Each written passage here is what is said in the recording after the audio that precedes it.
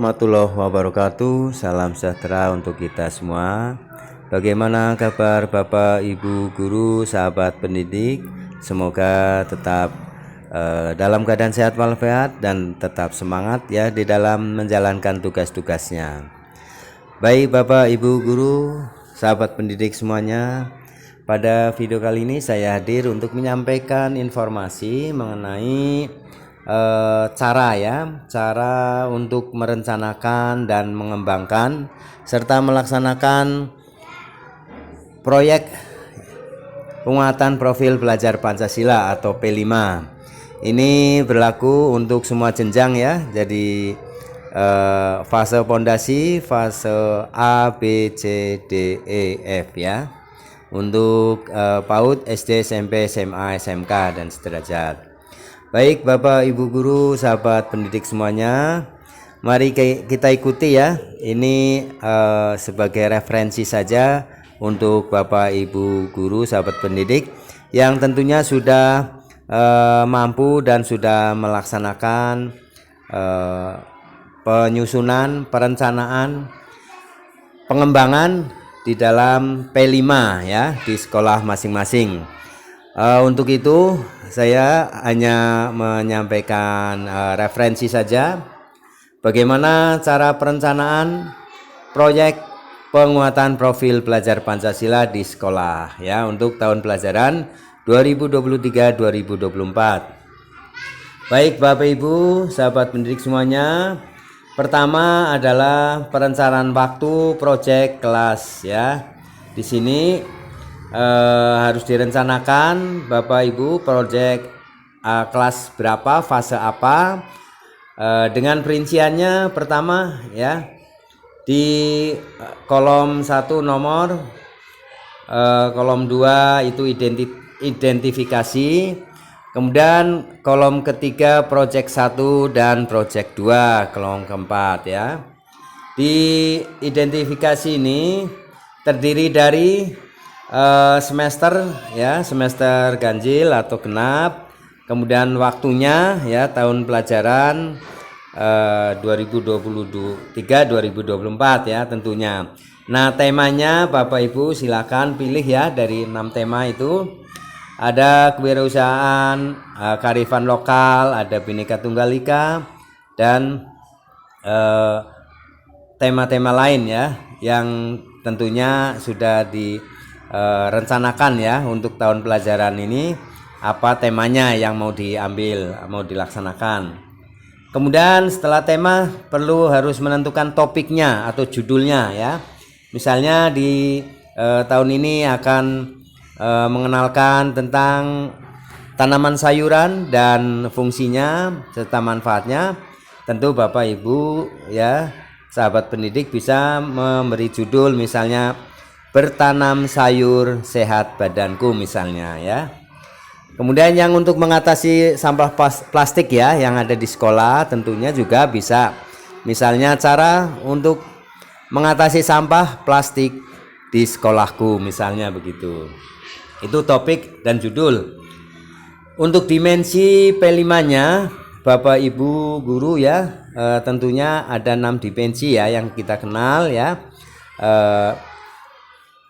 Beriman dan bertakwa kepada Tuhan Yang Maha Esa dan berakhlak mulia, ada bergotong royong, ada kreatif, ada mandiri ya. Nah, itu bisa dipilih sesuaikan dengan temanya. Kemudian elemennya ya ada pilihan, ini sudah ditentukan oleh pemerintah ya. Supelemen juga tinggal pilih. Kemudian alokasi waktu, berapa jam pelajaran ya, sistem blok ya. Kemudian produk outputnya yang akan dihasilkan itu apa ya, untuk melaksanakan ini dengan di video atau dengan poster ya dan sebagainya. Kemudian disusunlah timnya terdiri dari ketua, anggota siapa ya, tentu ini harus direncanakan ya. Misalnya project 1 ketuanya siapa, anggotanya siapa, project 2 ketua siapa, anggotanya siapa. Nah, ini. Kemudian modul project. Setelah itu direncanakan ya, langkah selanjutnya adalah penyusunan modul project. Modul project ini pertama ya, profil modulnya. Satuan pendidikan, nama sekolah Bapak Ibu, kemudian tema dan topik, judul yang sudah direncanakan di format di atas ya tadi.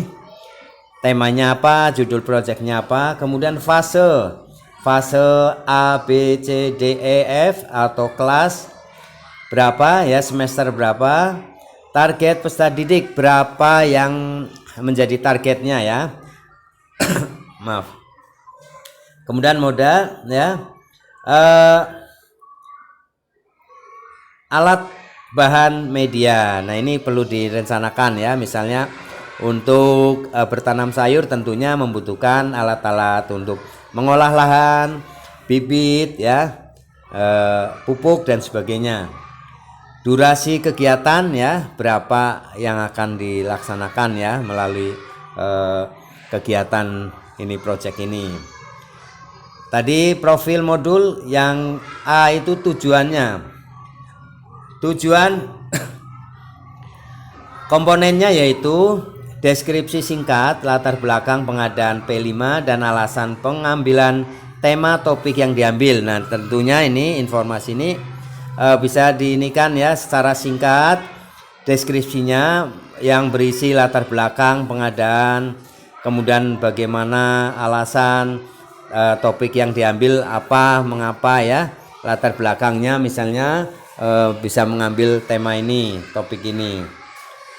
Kemudian pemetaan dimensi profil pelajar Pancasila, yaitu dimensi satunya apa elemennya, subelemennya ini perlu dirinci ya, dirinci oleh Bapak Ibu ya.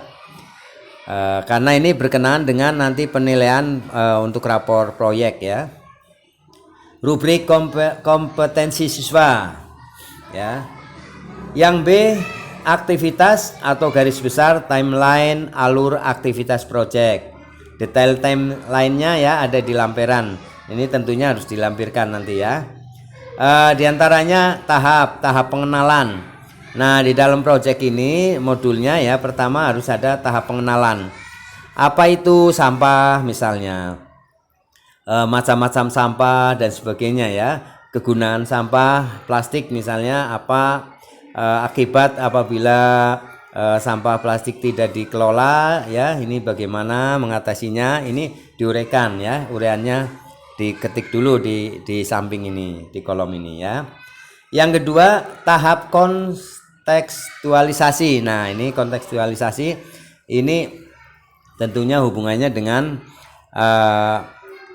manfaat dan kegiatan apa yang akan kita dapatkan dan solusi serta outputnya apa nanti hasilnya ya.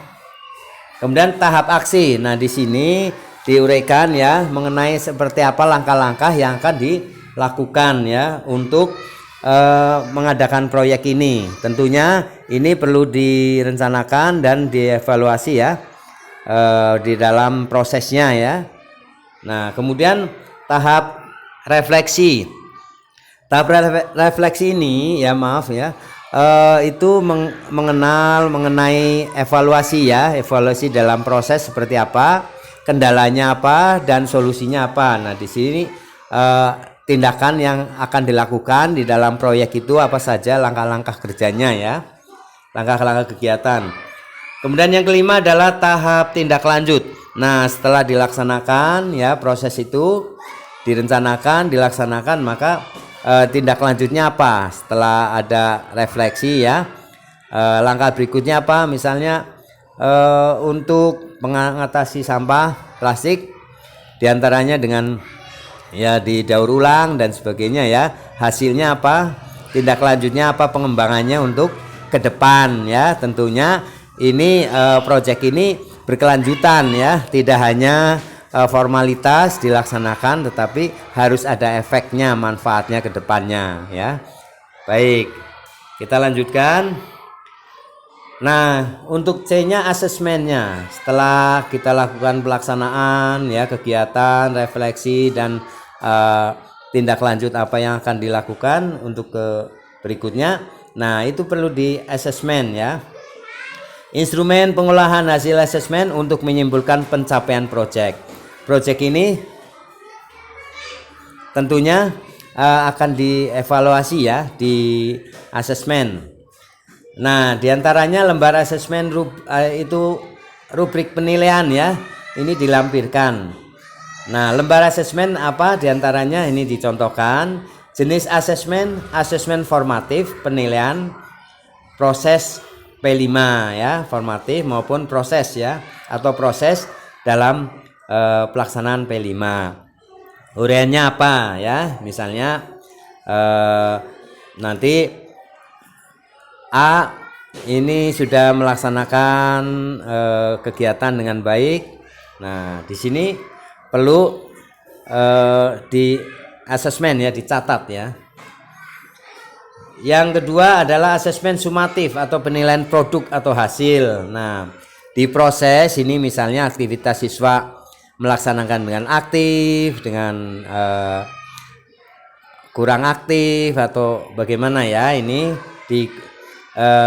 sesuaikan dengan kondisi siswa dalam proses itu masing-masing siswa.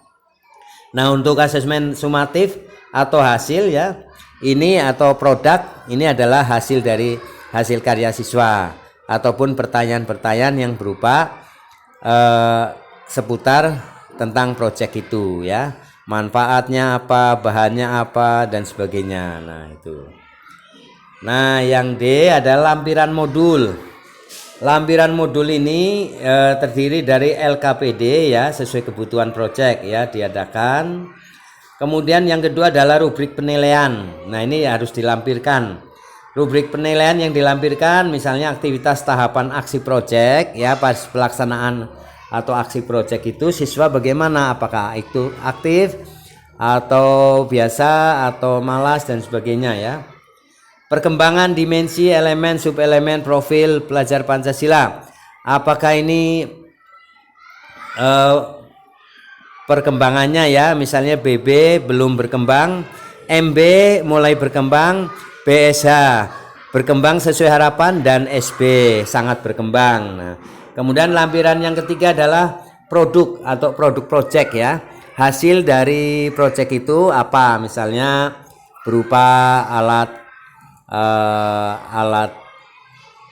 ini apa namanya, tempat pensil atau untuk apa ya, plastik-plastik itu nantinya. Nah, kemudian penyusunan timeline aktivitas pelaksanaan proyek itu seperti apa. Pertama misalnya ini saya contohkan, hari tanggal misalnya Senin 24 Juli 2023, aktivitas guru wali kelas ya, fasilitator apa. Pertama sosialisasi proyek 2 pada siswa kelas 5 misalnya. Guru kelas mengundang guru pendamping untuk memasukkan guru pendamping, memastikan semua siswa dan mempelajari modul ajar, menyediakan asesmen. Pleno per kelas ya, adalah pleno di ruang kelas. Aktivitas peserta didik adalah menyimak dan bertanya jawab ya. Dan hari-hari berikutnya seperti itu. Nah, untuk catatan, tabel-tabel di atas merupakan perencanaan yang memudahkan guru dalam menyusun persiapan proyek. Nah, hal ini nanti akan diubah menjadi dalam bentuk seperti dokumen laporan. 2 modul proyek bisa ditambah sesuai kebutuhan satuan pendidikan. 3, jika modul proyek sekolah dengan sekolah lain tidak sama, tidak mengapa ya. Buku panduan yang digunakan dalam kurikulum Merdeka Belajar masih terus mengalami perubahan. Nah, demikian Bapak Ibu guru, sahabat pendidik ya, cara merencanakan kegiatan proyek penguatan profil pelajar Pancasila di sekolah SD, SMP, SMA, SMK ya. Semoga ini bermanfaat dan bisa menjadi referensi untuk Bapak Ibu ya di dalam melaksanakan P5 ini. Saya mohon maaf apabila ada penyampaian yang salah. Dan ini sifatnya sebagai referensi, bisa digunakan, bisa tidak ya. Semoga ini bisa memudahkan Bapak Ibu guru di dalam merencanakan dan melaksanakan P5 di sekolah. Terima kasih telah menyimak video ini sampai selesai. Jangan lupa subscribe, like, isi komentarnya, dan share video ini ke grup-grup ya di tempat Bapak Ibu ya. Terima kasih. Sampai jumpa kembali di video selanjutnya. Assalamualaikum warahmatullahi wabarakatuh.